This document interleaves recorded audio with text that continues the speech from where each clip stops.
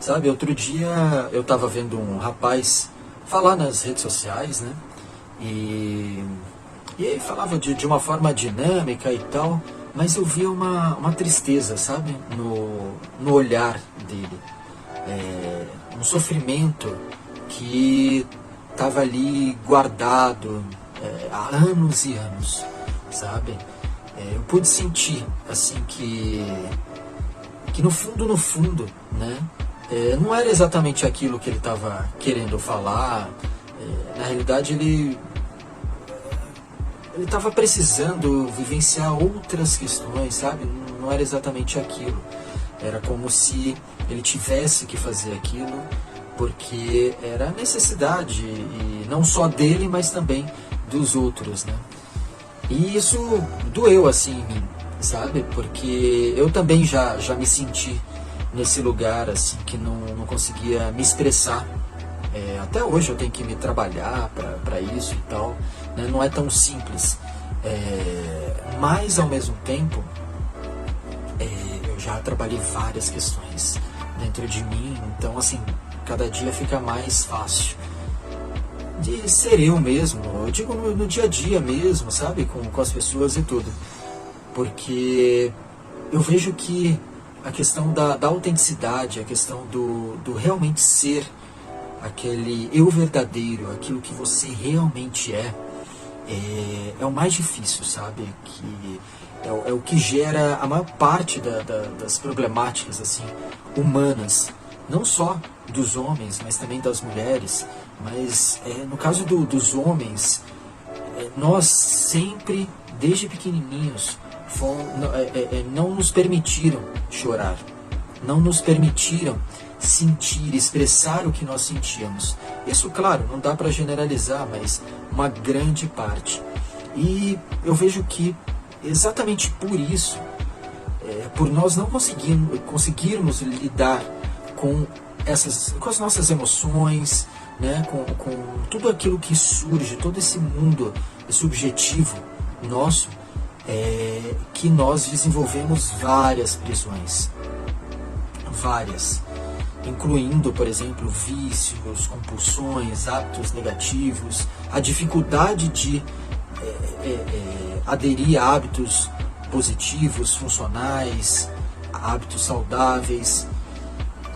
E aí nós nos prendemos, ainda mais pessoas da minha época, por exemplo, né, que o álcool era muito comum, o cigarro era muito comum, a maconha era muito comum, as drogas em alguns ambientes, algumas cidades e setores, né, dessas cidades, vamos dizer, né, bairros em si, era tudo muito comum, né? Então na escola, e muitos permaneceram com esses vícios. Só que esses vícios, na realidade, eles são aqueles que, alguns desses que ficaram. Por exemplo, uma pessoa que fuma até hoje, ficou. Mas ficou fazendo uma função que outros vícios já vinham antes, que era o videogame, a comida, diversos hábitos que nós como crianças, nós como adolescentes, fomos desenvolvendo. E só que teve um que ficou, ou alguns que ficaram, como hábitos negativos ou como vício mesmo, né, como adição. Então, e que são verdadeiras prisões. Porque normalmente, assim, pessoas que, vamos dizer aí, que já estão com uma idade acima aí de 30, 35 anos, muitas vezes já não aguentam mais tudo isso, né? Porque para as pessoas mais novas, né, o adolescente, o mais jovem, vamos dizer, é novidade. Então não está sentindo ainda o quanto tudo isso prejudica. Mas pessoas que já quebraram a cara, que já passaram por situações difíceis, que sabem que se usassem menos álcool, ou não usassem o álcool, ou o cigarro, ou qualquer outro vício, tá?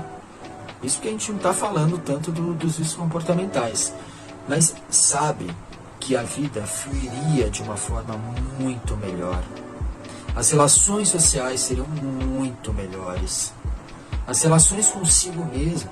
Até porque o vício, ele está aí exatamente para compensar essas dores emocionais, que são aquelas dores que a gente queria expressar lá na infância e falar, olha, menino, não chora. Engole o choro. Fica quieto, menino. Então, tudo isso, porque emoção não tem idade. Não tem idade. Então, hoje, nós ainda sentimos muito do que aconteceu lá atrás. Em alguns casos, foram reais traumas muito profundos que ainda doem demais. E às vezes esses traumas são até esquecidos. E aí só que transparece. Fica aquele olhar triste. O isolamento, relações sociais pela metade, autossabotagem, procrastinação, ou seja, diversas questões que nos paralisam. Que quando nós estamos sozinhos, nós sentimos, sabe, aquela dor. Eu falo nós porque sim, eu também vivi. E muitos dias eu também em alguns momentos eu também fico triste, sinto, revivo situações lá de trás, me trabalho, sinto ansiedade.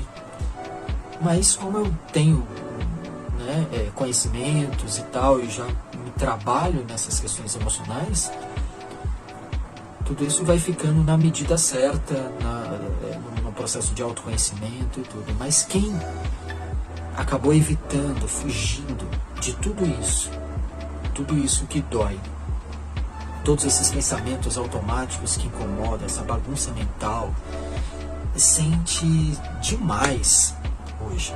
Só que, claro, vai anestesiando com os vícios. Então, assim, por que eu tô batendo esse papo? Porque nós precisamos olhar exatamente para as nossas vulnerabilidades, para as nossas questões emocionais mais profundas. Se nós não olharmos, ficarmos nos esquivando disso, nós vamos continuar nos esquivando de uma vida realmente plena, próspera, com uma vida saudável, uma vida feliz, uma vida que realmente vale a pena. Então, eu te peço para olhar para isso, sabe, em você. Olhar, aceitar que existem essas emoções, que existe uma dor aí que deve ser trabalhada. E quando a gente olha, é o primeiro passo para começar a mudar, porque aí você vê que existe um problema, e não anestesia com vícios, compulsões, hábitos disfuncionais, adições comportamentais, químicas, dependências emocionais e assim por diante. Então eu te convido para olhar para tudo isso e se propor a ter uma vida com hábitos mais saudáveis. Um grande abraço.